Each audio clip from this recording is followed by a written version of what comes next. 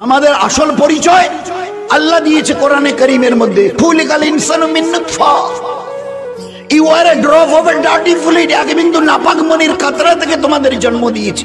ফুলের বাগানে, গোলাপের বাগানে জন্ম নাওনি। সুতরাং বড়াই করা, অহংকার, দেমাগ, এটা আমাদের শোভা পায় না। আমার পরিচয়, আমি এক বিন্দু নাপাক মনির কাতরা ছিলাম, ওখান থেকে আল্লাহ পাক এই জিসম দিয়ে দুনিয়াতে হায়াত দিয়েছেন। কিসের জন্য? জীবনটাকে বানাবার জন্য। লিল্লাযী খালাকাল মাউতা ওয়াল হায়াতা লিয়াবলুয়াকুম আইয়ুকুম আহসানু আমালা। জন্ম আর মৃত্যুর মাঝখানের এই সময়, এ দুনিয়ার ইনসান, কে কতটা ভালো ইবাদত করে আমি আল্লাহ দেখব। আইয়ুকুম আহসানু আমালা, হাসান সুন্দর, ভালো ইবাদত করে জীবনটাকে ধন্য করবার জন্য। ভালো ইবাদত, ভালো ইবাদত করে জীবনটাকে কে বানাও, এর এই জন্য আমি আল্লাহ হায়াত আর মৌতের মাঝখানে এই সময়টা দিয়েছি। এটাকে কাজে লাগাও, নয়তো কাল মরণের পরে নিজের পরিণতি দেখে এই চোখ দিয়ে রক্তের কান্না কাঁদতে কাঁদতে তোমাকে জাহান্নামে যেতে হবে। ভাই একটু উঠাউঠি না করি, মুফতি সাহেবের পরে আসছেন। আর সবচেয়ে বড় অনুরোধ, আমি আমার ইয়াং ছেলেদের অনুরোধ করে বলছি, একটু দিনটাকে বুঝতে শিখি। আমাদের একটা জীবন আজকের এই মোবাইলে জীবনটাকে তছনছ করে দিয়েছে। একটা গড্ডালিকায় আমরা ভেসে বেড়াচ্ছি। হায়ার দেয়ার ইজ নো দিন, নো আল্লাহ, নো প্রফেট, নো দুনিয়া, নো আখিরাত। একটাই আওয়াজ, লে লো দুনিয়া মুট্ঠি মে, জো করনা হে কর লো ইহা মে। মরার পরে তো কিছুই নেই, দেয়ার ইজ নাথিং। কে বলেছে? কবে দেখেছেন? কার কাছে শুনেছেন দেয়ার ইজ নাথিং? মরণের পরে কিছু নেই। মরণের পরে কিছু নেই নয়, মরণের পরে শুরু আছে। মরণের পরে শুরু আছে। 1 বছর পড়ার পরে পরীক্ষা দিয়েছেন, মাস্টার ডেকেছে, কেন? রেজাল্ট শোনানো হবে। 50-70 বছর জীবনটাকে চালিয়েছেন, আল্লাহ চালার সুযোগ করে দিয়েছে। নয়তো আমার ইজ্জতের কসমকে বলছি, মায়ের পেট থেকে তোমাকে বিদায় করে দিতে পারতাম। গ্রামে খবর নাও, হাজারো বাচ্চা বাপের ওই ব্যাকবোন থেকে মায়ের পেটে এসেছিল, দুনিয়া আসার আগে ওখানেই ইন্তেকাল করে গেছে। এখানে আমাদের এক জামাই আছে না, আমাদের ময়নালের জামাই। তো ময়নালের একটা ছোট ভাই মৌলানা মতিউল, তার বিবির পেটে একটা বাচ্চা এলো। প্রসবের আগে বাচ্চাটা ডক্টর দেখে বললো যে না, বাচ্চা আগেই মরে গেছে, 1.5 দিন আগে মরে গেছে পেটে। আজ তোমার এই জমিনে পা আমার আল্লাহ দেখছে, আমার আল্লাহ আমার চলাকে শুনছে। একটু সাবধানে চলি। কি ভেবেছো তুমি দুনিয়াতে তোমাকে পাঠিয়ে আমি বোধহয় ঘুম পাচ্ছি? আল্লাহ নাউজুবিল্লাহ, আমি বোধহয় বিছানায় শুয়ে একটু করোট নিচ্ছি, আরাম করছি, খানায় ব্যস্ত হয়ে আছি। তোমরা কি করো আমি তো টেরেই পাই না। এটাই তোমাদের কনসেপশন না, ধারণা। So be careful. বলুন না, একটা হোটেলে একটা রুমে সিসিটিভি লাগানো আছে। একটা ছেলে মেয়ে গেছে আয়েশ করবার জন্য, প্রেমিক প্রেমিকা, 1,500 টাকা ভাড়া দিয়ে ঘন্টা খানেকের জন্য। এখন রুমে ঢুকে দেখে সিসিটিভি। এখন তো যত্র হয়ে গেছে, হাটে ঘাটে মাঠে, সোনার দোকানে, মিষ্টির দোকানে, স্কুল কলেজে, অফিসে, কোর্ট কাছারিতে, বাসের, ট্রেনের, প্লেনে, সব জায়গায়। আরে কবে বানালে? তো বলে কত হবে, 20, 30, 40, 50 বছর। আপনার আমাদের আল্লাহ 1,500 বছর আগে যিনি কোরআন নাজিল করেছেন, ওই দিন জানিয়ে দিয়েছেন, আমি আল্লাহ দুনিয়াতে তোমাদের পাঠিয়ে দিয়ে চুপ করে নেই। তোমাদের 2 কাঁধে 2 সিসিটিভি আমি আল্লাহ সেট করে দিয়েছি। আর এই 2 সিসিটিভি কে চালাবার জন্য 2 জন ফেরেশতাকে জিম্মেদারি দিয়েছি। সো দে আর কল্ড কিরামান কাতিবিনা ইয়ালামুনা মা তাফালুন। জন্মের দিন থেকে, মায়ের পেট থেকে বেরিয়ে আসো, আমি আল্লাহ বলছি স্টার্ট। এই ফেরেশতা গো অন স্টার্ট। জন্মের দিন থেকে নিয়ে till the day of death, তোমার মৃত্যুর দিন পর্যন্ত জীবনে যা কিছু করো, ভালো অথবা মন্দ আমল, সবই সমেত এই সিসিটিভিতে সবকিছু রেকর্ড হচ্ছে। On the day of resurrection, কিয়ামতের মাঠে যেদিন দাঁড়াবে, আমি আল্লাহ তোমাদের এই মুখে তালা লাগিয়ে দেব। ওয়া তুকাল্লিমুনা আইদিহিম আলিয়ামা নাকতিমু আলা আফওয়াহিহিম। ওই দিন তোমাদের কিছু বলার প্রয়োজনই পড়বে না, আমি জিজ্ঞাসাও করব না। কেন কেন জিজ্ঞাসা করে তো শুনবেন কি করেছি না করেছি। বলে প্রয়োজনই হবে না, আমি তোমাদের জবানে তালা লাগিয়ে দিয়ে ক্যাসেটকে ওই দিন চালু করে আল-ইয়াওমা নাকতিমু আলা আফওয়াহিহিম, তোমাদের জবানে ওই দিন তালা লাগানো হবে। ওই দিন ক্যাসেট খুলে দেব, তোমাদের হাত পা চোখ যা কিছু আমার সঙ্গে পুরো ক্যাসেট এইভাবে বাজিয়ে শুনিয়ে দিবে, আর আমি দেখে নেব, তোমরাও দেখে নেবে কি করেছি না করেছি, সব দেখে নেবে। আল্লাহ দুনিয়াতে আমাদের এমনি চলো গিয়ে মস্তি করো আমাদেরকে আজাদ করে ছেড়ে দেয়নি। কোরআন বলছে কিরামান কাতিবিনা ইয়ালামুনা মা তাফালু, এমন দুই ফেরেশতা যাদের এক সেকেন্ডের জন্য চোখে তন্দ্রা আসে না। বলে দিয়েছে, পরিচয় করিয়ে দিয়েছেন এক সেকেন্ডের জন্য এই দুই ফেরেশতার চোখে কখনো নিদ্রা আসে না, তন্দ্রা আসে না। Each and every activities of your life, either it may good or bad, ভালো অথবা নেক আমল অথবা মন্দ আমল যা করো, যদি ভালো আমল করো এই লিখছে, যদি মন্দ আমল করো ওই লিখছে। দুইজনের দুই রকমের কাজ। তখন মহাশয় বলছিলেন তো আল্লাহ আমাদের দুনিয়াতে আজাদ করে ছেড়ে দেয়নি, পাঠাবার সঙ্গে সঙ্গে দুটো ক্যাসেট ওখানে সিসিটিভি বসিয়ে দিয়ে দুনিয়াতে এবারে ছেড়ে দিয়ে বলছে বি কেয়ারফুল, সাবধানে চলিও। সবাইকে, সারা দুনিয়ার সবাইকে ফাঁকি দিতে পারবে, আমার এই দুই চোখে ফাঁকি দেবার কোনো রাস্তা নেই। এই জন্য আল্লাহ পাক জন্ম মৃত্যুর মাঝখানে আমাল দিয়েছিল জীবনটাকে ধন্য করবার জন্য, জীবনটাকে ধন্য করবার জন্য। কারণ আমার কাছে ফিরে আসতে হবে, আর আমি ওই দিন তোমাদের সামনে ক্যাসেট চালিয়ে দেবো, সে ক্যাসেট ছবি সমেত তোমরা আওয়াজ পর্যন্ত শুনতে পাবে। কি করেছো দুনিয়া, কি করেছো, কে কি করেছো দুনিয়ায়। হাদিসে পাকের মধ্যে এক জায়গায় এসছে, ওই সময় আল্লাহ পাক হাতের ক্যাসেট খুলে দেবে। অত আল কাল্লিমুনা আইদিহিম, আমি সুইচটা টিপে দেবো, যেমন মোবাইলের সুইচটা টিপে দিই, যেটা প্রয়োজন গুগলে ওখানে টিপে দিয়ে আমি তোমাদের হাতে সুইচটা টেপে দেবো। ওয়াতু কাল্লিমুনা, ও আমার সঙ্গে কথা বলবে। ওয়াতু কাল্লিমুনা আইদিহিম, হাত কথা বলবে। তো ওই সময় বলতে গিয়ে সব কখন কোন সময় কি করেছে, এই হাত ভালো জায়গায় গেছে, অথবা কোনো মেয়ে ছেলের দিকে হাত বাড়িয়েছে, কোথায় গেছে, কোনো ভালো কারো গরিব মানুষের দিকে দুটো 10টা টাকা বার করে দিয়ে গেছি, অথবা কারো পকেট থেকে কিছু বার করে নেবার জন্য হাত বাড়িয়েছে, সব এই দিন সে ফাঁস করবে।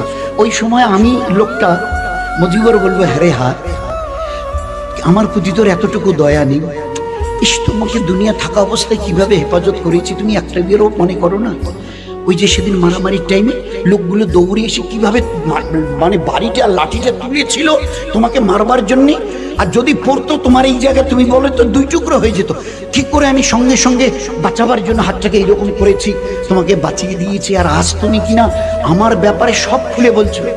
ওই সময় হাত বলবে, আমার বানানেওয়ালা আল্লাহ আমাকে তোমার হাওয়ালা করে দিয়েছিল, আমার বানানেওয়ালা আল্লাহ তোমার হাওয়ালা করে দিয়ে বলেছিল এই হাত নিয়ে তুমি কি করবে আর কি করবে না, এই হাত কোথায় যাবে কোথায় যাবে না বলে দিয়েছিল। তা তো তুমি করনি। আমার আল্লাহ যখন জিজ্ঞাসা করেছে, আজ আমি সব রাজ ফাঁস করে দেব, আমার আল্লাহ বলেছে।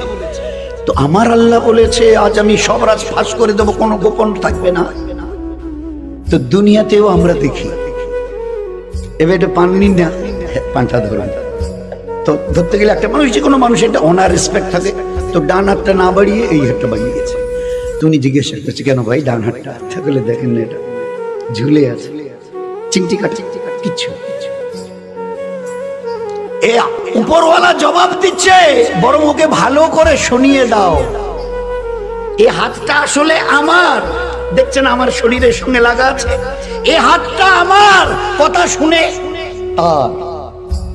আল্লাহ, নয়তো হাত আমার কথা শুনবে, শোনা তো দূরের কথা, পানটা যে আমি এইভাবে একটু তুলে নেব না তারও কোনো, তিনি যে আল্লাহ আমাকে এটা আমার সঙ্গে জুড়ে দিয়েছেন, তিনি তার পাওয়ার সিজ করে নিয়েছেন। চোখ থাকলে দেখা যাবে কোথায় লেখা আছে, কোন বইয়ের পাতায়, আমাকে দেখাবেন কেউ মেহরবানি করে। চোখ থাকলে দেখা যায়, কান থাকলে শোনা যায়, জবান থাকলে বলা যায়। আচ্ছা কোথাও লেখা, ভাই আপনার নামটা, চিল্লাম নাম, আরে আপনার চাইতে বড় সুন্দর চেহারা সুশ্রী, তো লোকটা ওরকম করছে কেন? আপনার চাইতে ভালো চেহারা, ভালো মুখ, ভালো কাপড় চোপড়, ভালো ফ্যাশন স্টাইল, তো লোকটা ওরকম করছে কেন? ভাই আপনার বাড়ি, চুপ করে আছে। আরে ভাই আপনাকে বলছে আপনার বাড়ি, পাশের লোকটা বলছে আসলে উনি কানেই শোনে না। আল্লাহ দেখিয়ে দিয়েছে কান থাকলে শোনা যায় না যদি আমি আল্লাহ না শোনাই, এ জবান থাকলে বলা যায় না আমি আল্লাহ যদি না বলাই, এ চোখ দেখে না আমি আল্লাহ যদি না দেখাই। বল কি বলে লোক? ভাই ওনাকে আসলে কি করে চিনবে? উনি তো জন্ম অন্ধ, জন্মের থেকেই চোখে দেখে। আল্লাহ দেখি এ হচ্ছে হকিকতে হচ্ছে ঈমান, লা ইলাহা। চিউটি থেকে জিবরিল কেউ করে না, করেনেওয়ালা জাত আল্লাহ। আমাকে চলার জন্য যে হায়াত তন্দুরুস্তি রেখেছে এটা তার মেহেরবানি। পাশের বাড়িতে গিয়ে দেখো জওয়ান 22 বছরের ছেলেটা মানে শুধু লেংড়িয়ে নয়, পা ছেঁচলে মানে পিছন থেকে মাটিতে ছেঁচিলিয়ে যাচ্ছে, দাঁড়াবার কোনো ক্ষমতা নেই। আমাদের মাথাভাঙা ব্লকের পাশেই একটা বাড়ি এক ভাইয়ের আমিনুরের, তারই একটা ভাস্তা, এখন বোধহয় 24-25 বয়স চলছে, দাঁড়াতে পারে না। 24-25 বছর বয়স চলছে ছেলেটা, ওই বসে বসে। আল্লাহ তোমাকে একে দেখো আর তোমার নিজের চেহারাটাকে দেখে ভালো করে বুঝে নাও, এ আল্লাহ এ বেচারা দুটো দাঁড়াতে পারে না। 24-25 বছরের, হি ওয়াজ এ ভেরি ইয়াং। 24 বছরের বয়সের লোক তো মানে যুবক হয়, আর সে দাঁড়াতে পর্যন্ত পারে না। আর আল্লাহ তুমি কত দয়ালু যে আমাকে শুধু দাঁড়ানো নয় দৌড়াবার মতো আল্লাহ তুমি আমাকে ক্ষমতা দিয়েছ। কবে আল্লাহ কোন জিনিসটা সিজ করে নেবে জানা নেই। এই জন্য দোস্ত একটু হুশ করে চলিয়ে, দুনিয়া মজাক উড়াবার জায়গা নয়, হুশ করে চলিও, আমার কাছে ফিরে আসতে হবে। ওই দিন আমায় 4টা জবাব নেব। সারাটা জীবন কোন আমলে কাটিয়েছ? জওয়ানি যখন টকবক করত, ওই জওয়ান কালের পুরো হিসাব শোনাও। Second question will be there. সারা জীবনের হিসাব দাও। দ্বিতীয় কোশ্চেন, জওয়ানি যখন ছিল 15 থেকে 30-35, ওই সময়টা কি করে কাটিয়েছ?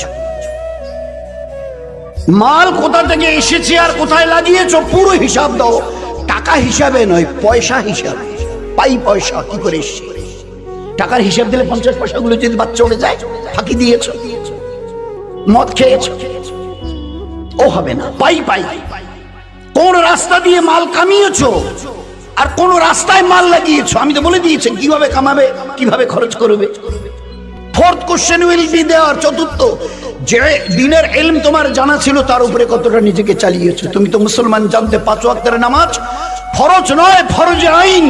10 বছরের পরের থেকে ছেলে অথবা মেয়ে 5 ওয়াক্তের নামাজ পড়া ফরজে আইন, না পড়া গুনাহে কবিরা, না পড়া মুসলমানের সঙ্গে তার কোনো সম্পর্ক নেই, ইসলামের সাথে তার কোনো সম্পর্ক নেই, শুধু ইসলাম থেকে বেরিয়ে চলে গেছে। যার কাছে নামাজ নেই ইসলামে তার কোনো জায়গা নেই। একটু আগে যে মহাসাহেব এই ব্যাপারে কথা বলছিল, আমরা এই কতটা মন দিয়ে শুনেছি আল্লাহই জানে। আল্লাহর নবীর হাদিস, no portion in this person in Islam who does not say his সালাত। যার কাছে নামাজ নেই ইসলামে, আমি নবী বলছি, তার কোনো জায়গা নেই। কি করে বুঝবো যার কাছে নামাজ নেই ইসলামে তার কোনো জায়গা নেই? কি করে বুঝবো? কতটা বুঝবো? আল্লাহর পেয়ারা নবী এমন এক এক্সাম্পল দিয়েছেন যে তাজ্জব লাগে শুনলে। জিজ্ঞাসা করছো আমার সাহাবারা, সাথীরা, আচ্ছা তোমরা কান কাটা লোককে দেখেছো? আল্লাহ রাসূল দেখেছি। আচ্ছা হাত কাটার লোককে দেখেছো?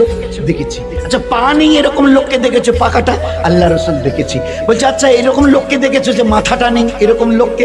তো সাহাবারা হেসে দিয়েছে। আল্লাহ রাসূল মাথা ছাড়া আবার লোক হয়, হাত কাটা লোক, পা কাটা লোক, কান কাটা লোক, নাক কাটা লোক সব হবে, কিন্তু মাথাটাই নেই, এটা তো হয় না। হেসে দিয়েছে। আল্লাহ রাসূল বলছে আমার উম্মত শুনে নাও, তোমরাই বলছো মাথা ছাড়া মানুষ হয় না, আমি নবী বলছি নামাজ ছাড়া মুসলমান হওয়া যায় না। কতটা আমাদের দিলে কতটা বসেছে বলুন, কতটা বুঝেছি।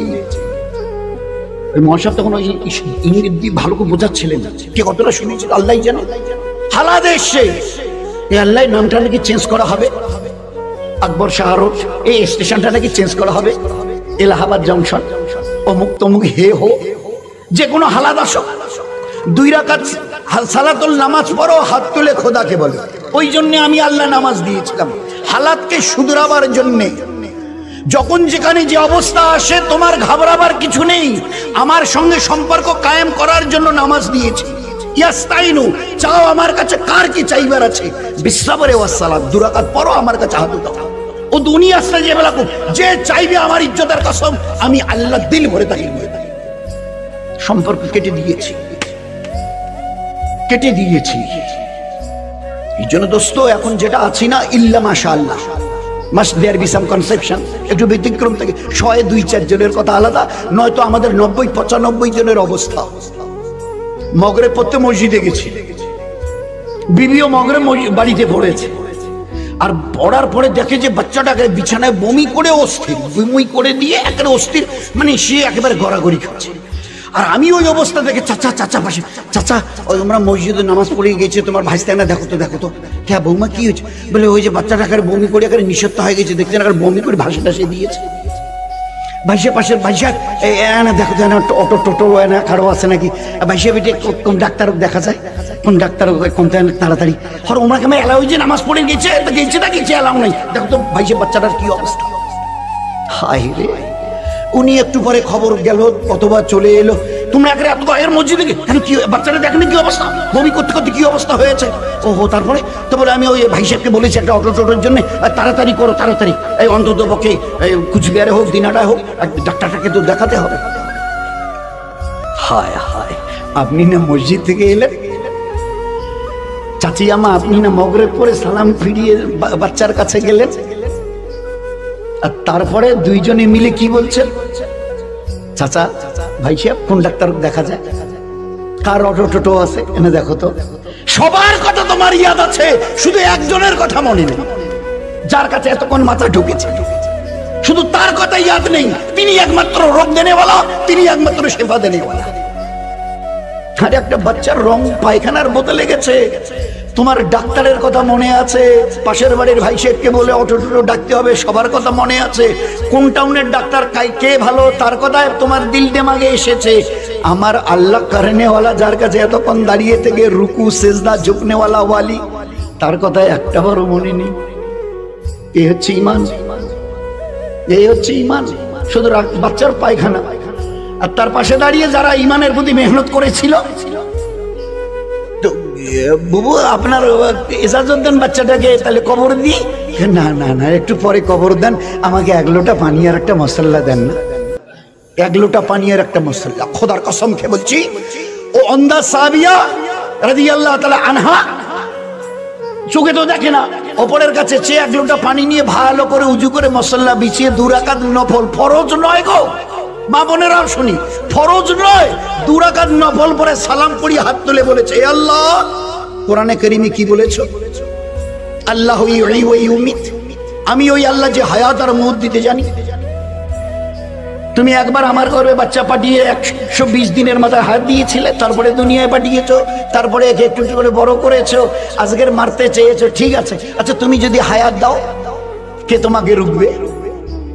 তুমি বলো আমি অন্ধা, চোখে দেখি না, আর আমার এই বাচ্চাটা যদি কাছে না থাকে, লোক আমার উল্টে সিধা বলবে, আমাকে গালি বন্ধ করবে, উল্টে লানতান করবে। কেমন ঈমানের মজা। এবার মানা করেছিলেন ঈমান কবুল করিও না, তো ওরা আমার ঈমানের উপরে ধাপ্পা লাগাতে আসবে, আমার ঈমানের উপরে মজাক উড়াবে, আর আমি তো চোখেও দেখি না, কে আমাকে সাহারা দেবে। এ আল্লাহ, তুমি ওই রব আমার, যে হায়াত দিতে পলক লাগে না, মওত দিতেও পলক লাগে না, কিয়ামতের মাঠে হায়াত দিয়ে উঠাতে তার তোমার পলকও লাগবে না। বুড়ি ওই সাহাবিয়া অন্ধা রাদিয়াল্লাহু আনহার, খোদার কসম, 2 রাকাত নফল নামাজের পরে হাত উঠিয়ে দোয়া শেষ হবার আগে মরা বাচ্চা উঠে বসে গেছে, হায়াত পেয়ে বসে গেছে। এই ছিল, this was the power of সালাত, এই ছিল, দিস ওয়াজ দ্য কানেকশন। আল্লাহর সঙ্গে আমাদের সম্পর্ক, যা চাইবার হয় 2 রাকাত পরে আমার কাছে হাত তুলে বলো, উদুনি আস্তাজিব লাকুম, আমি আল্লাহ দেব। আমাদের ঘর আজকে নামাজ থেকে খালি। কয়টা বাড়ি প্রতিদিন কোরআনে কারীমের তেলাওয়াত হয় বলুন না?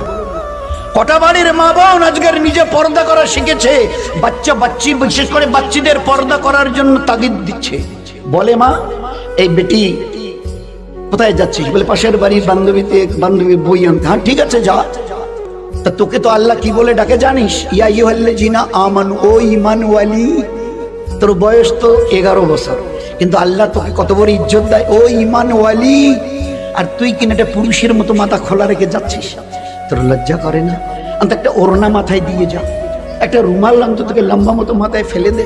আরে এতটুকু যদি আমাদের মারা করতো না, আমাদের ঘরের মেয়েরা আগামী দিনে আল্লাহর ওলিয়া তৈরি হতো। জানেন আপনারা, আমরা নিজেদের সে, আমার 1 বছরের বাচ্চাটা দাঁড়িয়ে পেশাব, মা আমি শিশি, তো মা দৌড়ে গিয়ে, এখন তো প্যান্ট ছাড়ার অন্য কিছু নেই, পায়জামা মাঝজামা তোর তার বাড়ি সব প্যান্ট, তাই একটু টেনে দিয়ে পিছন দিক থেকে ধরছে, আর আরাম সে বাচ্চা 1-1.5 বছরের দাঁড়িয়ে শিশি শিশি শিশি। হায় হায় হায়, মরে যাওয়া শুধু বাকিটুকু আমাদের হয়ে গেল। একটা মা বলেছে ওই দৃশ্য দেখে, যদি ওই হতো, এই বাবা জড়িয়ে, এই বাবা তুই এটা কি করছিস, দাঁড়িয়ে যদি পেশাব করিস আল্লাহ নারাজ হবে, আর আল্লাহ যদি নারাজ হয় আমাদের সংসারের সব সুখ আল্লাহ কেড়ে নেবে। খবরদার, দাঁড়িয়ে পেশাব করা যায় না, আল্লাহ রাগ হয়। মেয়েটা 1 বছরের বসে পেশাব করছে, হয় ওদিকে পূর্ব দিকে মুখ করে, আর নয়তো পশ্চিম দিকে মুখ করে, পিছন করে।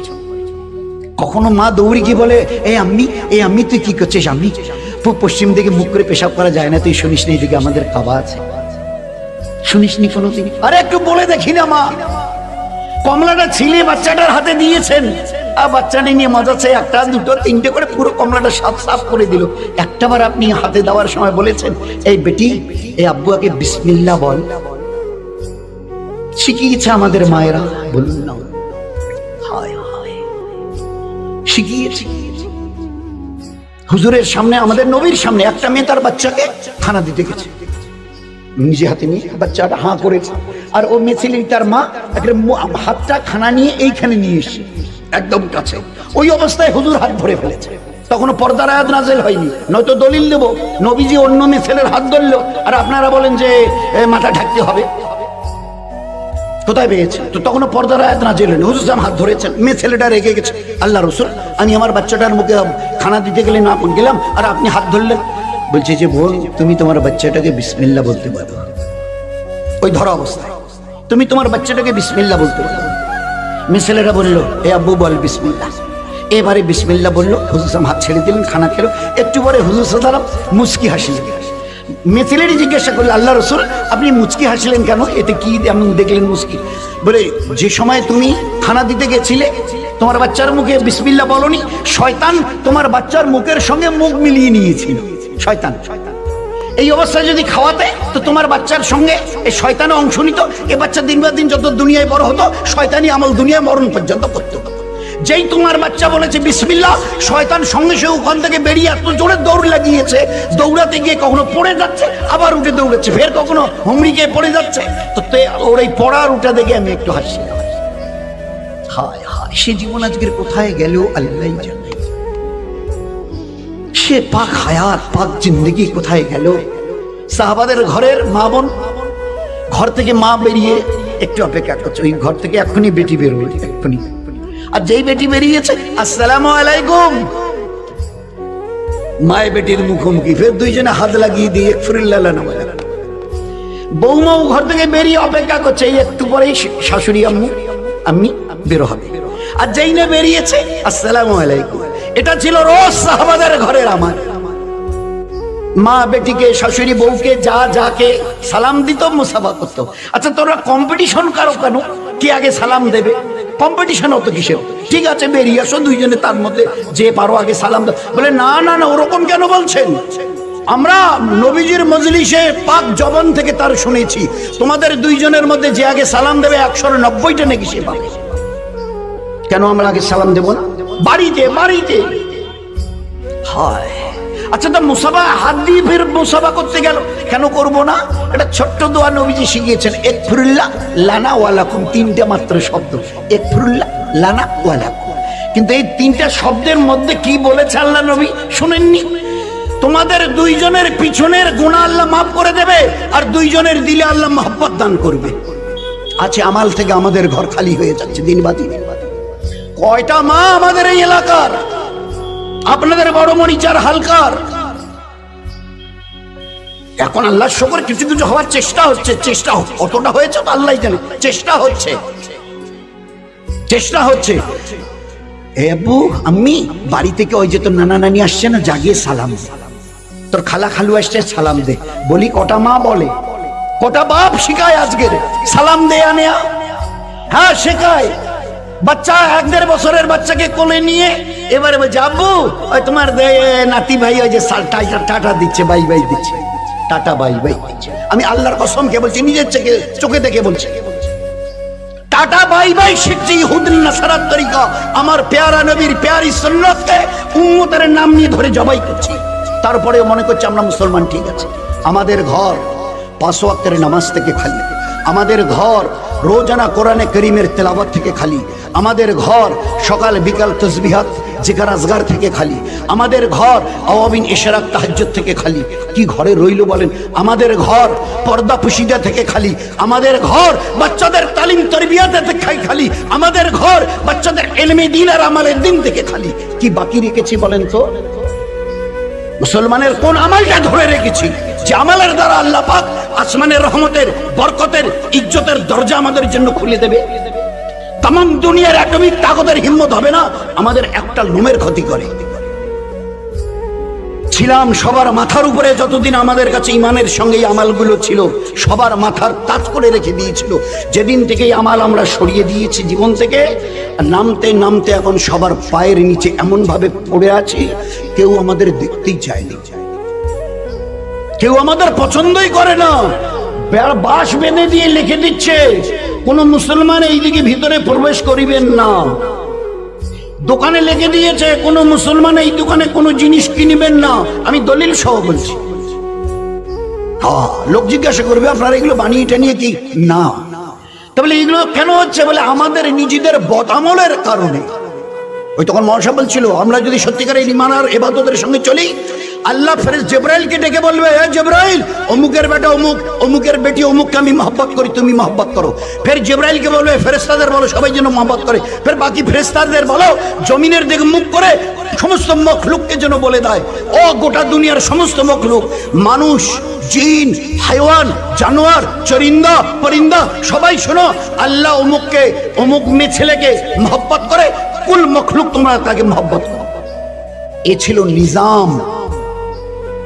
যতদিন মুসলমান আপনি আমি আমরা আমাদের মা বোনেরা এক আল্লাহর গোলামি করেছিলাম, খোদায়ে পাকের লক্ষবার কসমকে বলছি, গোটা দুনিয়া আমাদের গোলামি করতে বাধ্য হয়েছিল। যেদিন থেকে খোদার গোলামি ছেড়ে দিয়েছি, সেই দিন থেকে আল্লাহ নারাজ হয়ে গোটা দুনিয়ার আমাদের গোলাম বানিয়ে দিয়েছে। এরপরেও যদি না বুঝি, অতি বাস্তবটা দেখার পরেও যদি না বুঝি, ইমানের সঙ্গে যে ইবাদতের কথা আল্লাহ বলেছিলেন, এরপরেও যদি না বুঝি যে আমাদের কতটা ইবাদত জীবন থেকে সরে গেছে, শেষ কথাটা শুনিয়ে। এই জন্য নিয়ত করি যে আমাদের ঘরের 10 বছর থেকে ছেলে অথবা মেয়ে কেউ যেন বেনামাজি না থাকে। আমাদের বাড়ির 3, 4, 5 বছরের বাচ্চা বাচ্চিরা কোরআনের ইলম থেকে এরা যেন না ওয়াকিব না থাকে। ইলমি দিন শেখা ফরজ, ফরজে আইন। মা বাপ যদি না শেখান তো গুনাহে কবিরা হবে। এই ছেলেরা ইলমি দিন আর আমালে দিন না শেখার কারণে আল্লাহর নাফরমানি করবে, আর এই বেটা বেটির নাফরমানির কারণে আপনি বাপ আর মা তাহাজ্জুদ ওয়ালা ওয়ালি, আপনাকে শেষে জাহান্নামে যেতে হবে। লিখে রেখে দিন ডাইরি, জাহান্নামে যেতে হবে, জাহান্নামে যেতে হবে। এই জন্যে আমরা যদি একটু আল্লাহর গোলামিকে মেনে নিতে পারি, তার হুকুমের উপরে চলার জন্য যদি একটু চেষ্টা করি, তো গোটা দুনিয়াকে আল্লাহ আমাদের গোলাম বানিয়ে দেখিয়ে দিয়েছিল।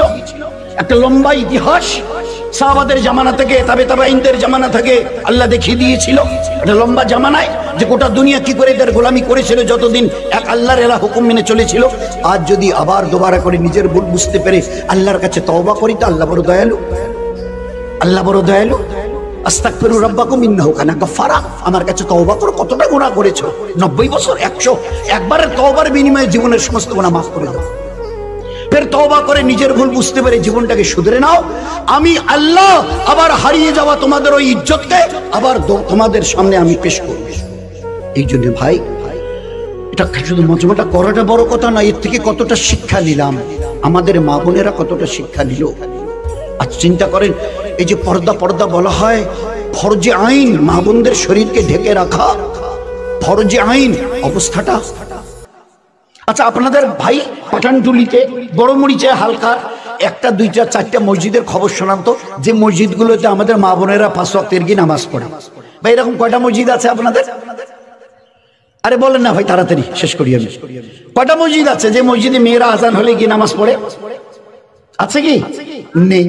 কেন নেই? এক কথায় উত্তর যে না, ওখানে পুরুষরা যায় গিয়ে নামাজ পড়ে, ওখানে ওই ভিড়ের মধ্যে আমরাও যদি যে নামাজ পড়তে চাই তো পর্দার খেলাপ হবে, পর্দার খেলাপ হবে। পর্দার খেলাপ হবে বলে মসজিদ আল্লাহর ঘর, দুনিয়ার মধ্যে সবচাইতে আল্লাহর কাছে দামি জায়গা, সেখানেও মা বোনদের যেতে মানা। সেই মা বোনেরা আজকের সংসারে যদি একটা চামচ কিনতে হয় অথবা বিয়ে শাদীর জন্য সোনা গয়না যা কিছু দরকার, খাট পালং আল্লাহ আলমারি, এখন ওরা একটা কথা সহজে আমাদের বলে দিয়েছেন, আমরাও পুরুষদের জাতেরা এক কথায় মেনে নিয়েছি। ওরা বলছে তোমরা পারবে না, আমরা যাচ্ছি, আমরা যাচ্ছি। ভালো করে দেখে নেবেন, এই চৈত্রের রিডওয়েট ছেলে অথবা বিয়ে শাদীতে অথবা কোনো মেলা অথবা কোনো জলসায় 190-95 জন মেয়ে ছেলে বেপর্দায়